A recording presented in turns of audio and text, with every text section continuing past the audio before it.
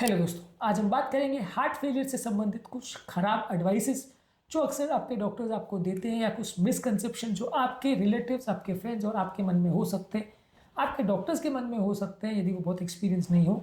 और ये गलत एडवाइसेस क्या है और कैसे आपकी लाइफ को ख़राब कर सकती है, इम्पैक्ट कर सकती है, इस बारे में आज हम डिस्कस करेंगे। कौन कौन से ऐसे वर्स्ट एडवाइसेस है जो आपके डॉक्टर्स आपको दे सकते हैं हार्ट फेलियर के संबंधित में, आज इस पर बात करेंगे। ये इस वीडियो का सेकंड पार्ट है। फर्स्ट पार्ट में इस तरह के कुछ इंपॉर्टेंट क्वेश्चंस को हमने डिस्कस किया था और उसमें क्या एक्चुअल सच्चाई है उस पर भी आपको हमने डिस्कस किया था, बताया था। आज उसी डिस्कशन को कंटिन्यू करते हुए कुछ और पॉइंट्स पर बात करेंगे। टॉपिक पर जाने से पहले जो लोग हमारे चैनल पर नए हैं उन्हें रिक्वेस्ट करूँगा कि चैनल को सब्सक्राइब करें, वीडियोज़ को लाइक करें, शेयर करें, फॉलो करें, कमेंट करें, पूरा देखें। टॉपिक इंपॉर्टेंट है, इसे एंड तक देखिएगा, एक्सक्लूसिव है, कहीं और नहीं मिलेगा, एंड तक देखिएगा। चलिए शुरू करते हैं। कुछ डॉक्टर्स अगर आपको बोलते हैं या कुछ रिलेटिव्स आपको बोलते हैं कि यदि आपको ठीक लग रहा है तो आप हार्ट फेलियर की दवाइयाँ बंद कर सकते हो, ऐसा बिल्कुल नहीं है। हार्ट फेलियर की दवाई काफ़ी हद तक केस में लॉन्ग टाइम चलती है, लाइफ टाइम चलती है।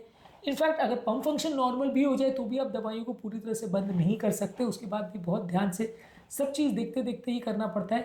सिम्टम्स का कम हो जाना कुछ हद तक लक्षण को कम करता है, लेकिन कई बार जैसे ही आप दवाइयाँ बंद करते हैं वापस हार्ट फेलियर बिगड़ता है, लक्षण वापस से चालू हो जाते हैं। तो हार्ट फेलियर के पेशेंट में दवाइयों को बंद करना अक्सर एक इम्पॉर्टेंट गलती हो जाती है, जिसकी वजह से लोगों की कंडीशन बिगड़ती है, उनका हार्ट फेलियर बिगड़ता है, उनकी जान भी जा सकती है।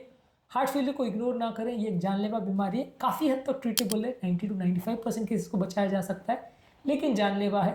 तो अगर कोई आपको डॉक्टर बोलता है कि जब आपको ठीक लगना चालू हो जाए तो दवा बंद कर दीजिए, वो गलत है।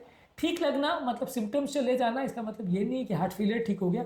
इसका बस मतलब ये है कि आपका टाइम बिंग प्रॉब्लम कम हो गई है, लेकिन जैसे ही आप उस पर दवा बंद करोगे या इग्नोर करोगे फिर से प्रॉब्लम बढ़ जाएगी। ज़्यादातर हार्ट फेलियर के पेशेंट, खासकर सीवियर हार्ट फेलियर के पेशेंट्स को लाइफ टाइम दवा चलती है।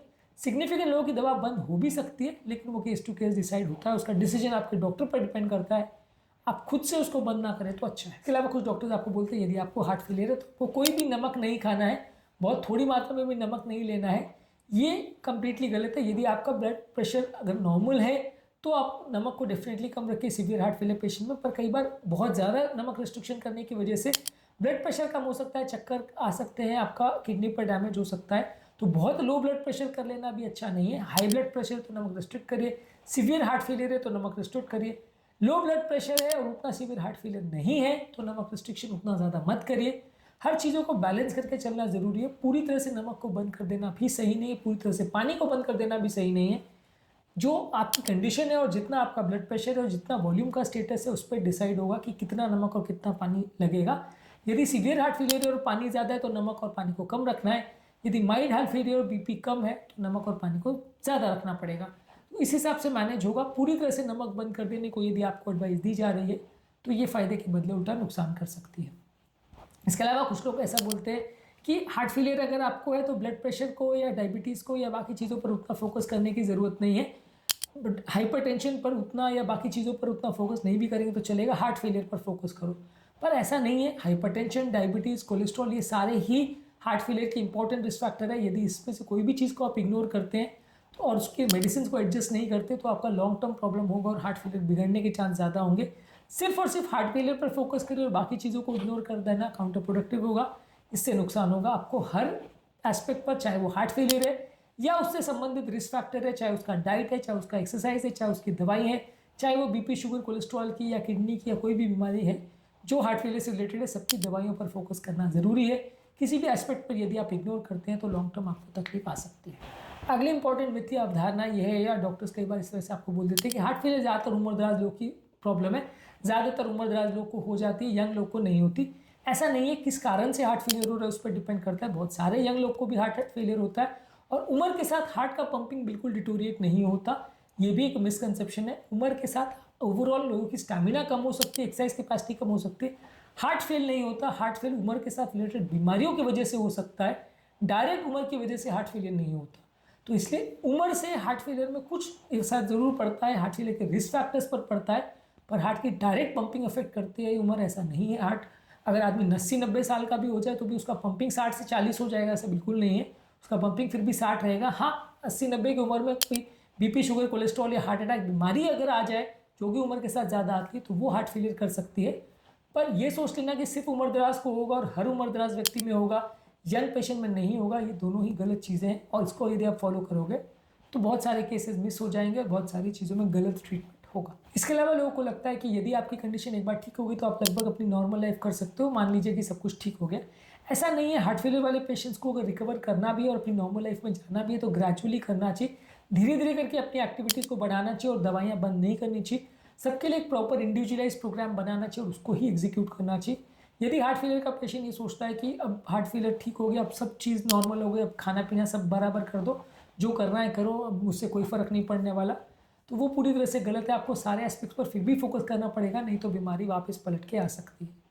इसके अलावा कुछ लोग को लगता है कि हार्ट फेलियर अगर है तो सिर्फ वो हार्ट को अफेक्ट करेगा, बाकी चीज़ों पर उतना ज़्यादा चक्कर नहीं पड़ने वाला। हार्ट फेलियर है तो हार्ट पर फोकस करो। पर हार्ट फेलियर बॉडी के पूरे सर्कुलेटरी सिस्टम को अफेक्ट करता है, जिससे किडनी, लंग्स, लिवर, ब्रेन सारे सिस्टम अफेक्ट हो सकते हैं। और यदि हार्ट फेलियर होता है तो सारे वॉल्यूम प्रॉब्लम की वजह से सारे सिस्टम एक साथ या धीरे धीरे करके फेल हो सकते हैं, तो मल्टी ऑर्गन फेलियर भी हो सकता है। तो हार्ट क्योंकि इसेंशियल ऑर्गन है, वो सारे ऑर्गन को अफेक्ट करता है, तो इसलिए हार्ट फेलियर मतलब सिर्फ हार्ट का फेलियर नहीं होता, धीरे धीरे करके उसकी वजह से बाकी ऑर्गन भी फेल हो सकते हैं। तो उनके वैल्यूज़ पर और उनकी रिपोर्ट्स पर भी ध्यान देना जरूरी है। सिर्फ हार्ट फेलियर पर ध्यान दिया और बीच में लिवर फेल हो गया, उसकी वजह से व्यक्ति की मृत्यु हो गई, तो गड़बड़ है। हार्ट के साथ लिवर और किडनी और बाकी ऑर्गन भी फेल हो सकते हैं, तो उनके रिपोर्ट्स भी करते रहना और उनके लिए भी अगर ज़रूरी हो तो दवा या ट्रीटमेंट लेना ज़रूरी है। इसके अलावा कुछ लोग को लगता है कि हार्ट फेलियर अगर ठीक हो गया तो उसके बाद आने की ज़रूरत नहीं है, 2-4 साल में एक बार बताते रहेंगे या नहीं भी बताए डॉक्टर को तो चलेगा। बहुत सारे केसेस में हार्ट फेलियर वापस पलट के आता है और वापस से परेशान करता है। हमने बहुत सारे पेशेंट्स को ऐसे देखा है, खासकर जो दवा बंद कर देते हैं उनको हार्ट फेलियर वापस होता है और बहुत बुरी हालत में वो हमारे पास आते हैं। इसलिए हार्ट फेलियर ठीक होने के बावजूद भी हर 3 महीने या 6 महीने या 1 साल में एटलीस्ट एक बार डॉक्टर को दिखाते रहे, ताकि अगर कोई नई प्रॉब्लम हो रही है या नया इशू हो रहा है तो डॉक्टर उसको मैनेज करने में आपकी मदद कर सके और बीमारी को बढ़ने से पहले सॉर्ट आउट कर सके। यदि आप उसको नहीं बताते हो तो प्रॉब्लम सडनली बिगड़ने का और वो मौका ना दे, ऐसा हो सकता है। इसके अलावा कुछ लोग को लगता है कि हार्ट फेलियर है तो डाइट वाइट पर क्या ज़्यादा ध्यान देना, हार्ट फेलियर अगर है तो चलेगा, आपको दवाइयों पर मेन फोकस करना है, डाइट पर ध्यान नहीं देना है। हार्ट फेलियर के लिए भी डाइट का बहुत इंपॉर्टेंट रोल है और ये डाइट डायरेक्टली हार्ट को अफेक्ट करे नहीं करे, इसके लिए जो रिस्क फैक्टर्स है जैसे बीपी, शुगर, कोलेस्ट्रॉल है, और इनफैक्ट हार्ट फेलियर में भी जो नमक और पानी का लेवल है वो काफ़ी हद तक डाइट से इन्फ्लुएंस होता है। बॉडी का इन्फ्लेमेशन भी डायरेक्टली और इनडायरेक्टली हार्ट फेलियर को अफेक्ट कर सकता है, तो डाइट का भी सिग्निफिकेंट रोल है और उसको भी इग्नोर करना कई बार फायदे के बदले नुकसान हो सकता है उसमें। बेसिकली हार्ट फेलियर में कॉम्प्रिहेंसिव केयर लगता है, जिसमें lifestyle change, exercise, diet, regular monitoring और मेडिसिन सब कुछ लगता है। हर चीज़ के बारे में पेशेंट को एजुकेटेड होना ज़रूरी है। जो पेशेंट अपने हार्ट फेलियर को और अपनी बीमारी को प्रॉपर वे में समझते हैं वो बेटर वे में अपनी बीमारी को ट्रीट कर सकते हैं। जो पेशेंट्स को नहीं प्रॉपर समझते वो उनको बाद में जाके ज़्यादा प्रॉब्लम आती है। प्रॉपर पेशेंट एजुकेशन होना ज़्यादा ज़रूरी है, तभी आप बीमारी को बेटर वे में मैनेज कर पाओ। हर पेशेंट का हार्ट फेलियर सेम नहीं होता, तो सबके लिए एक पर्सनलाइज प्लान की ज़रूरत है जो उसकी बीमारी को मैनेज करने में ज़्यादा सुविधा देगी। अगर हर व्यक्ति को आप एक ही तरह की दवाई और एक ही तरह का ब्लैंकेट ट्रीटमेंट देंगे तो फ़ायदा नहीं होगा। सब लोगों को मिलकर एक पर्सनलाइज प्लान डेवलप करना पड़ेगा, जिसके अंदर व्यक्ति की क्या रिक्वायरमेंट्स है उसको ध्यान देकर ट्रीटमेंट देना पड़ेगा। और ओवरऑल एक मल्टी डिसिप्लिनरी अप्रोच चाहिए, जहाँ कार्डियोलॉजिस्ट, डाइटिशियन, फिजिशियन, फिजियोथेरेपिस्ट सब लोग मिलकर पेशेंट को ट्रीट करें तो ज़्यादा अच्छे रिजल्ट्स मिलेंगे। यदि एक अकेले को आप दिखा रहे हो और डिस्कस कर रहे हो और वो बाकी चीज़ों पर ध्यान नहीं दे रहा है, खासकर आपकी डाइट पर, फिजियोथेरेपी पर और बाकी बीमारियों पर, खासकर बीपी, शुगर, कोलेस्ट्रॉल पर, तो सब चीज़ों में आपको नुकसान होगा। हर एस्पेक्ट पर बराबर फोकस देना और हर एस्पेक्ट पर ध्यान देना बहुत ज़्यादा ज़रूरी है, नहीं तो बीमारी उतना अच्छा रिस्पॉन्स नहीं करेगी, रिजल्ट्स उतने अच्छे नहीं मिलेंगे। आज के टॉपिक में हमने कुछ इंपॉर्टेंट मिथ्स, अवधारणाओं पर और डॉक्टर की गलत सलाहों पर बात करी, जो डॉक्टर कई बार लूजली आपको बता देते हैं और ये कई बार काउंटर प्रोडक्टिव होता है, पेशेंट को फायदे के बजाय नुकसान होता है। इसलिए इन सब चीज़ों के बारे में जानना और सही राय डेवलप करना ज़रूरी है। उम्मीद करूँगा कि आज के टॉपिक में कुछ नई बातें जानने को मिली होगी। जो लोग हमारे चैनल पर नए हैं उन्हें रिक्वेस्ट करूँगा कि चैनल को सब्सक्राइब करें, वीडियोज़ को लाइक करें, शेयर करें, फॉलो करें, कमेंट करें।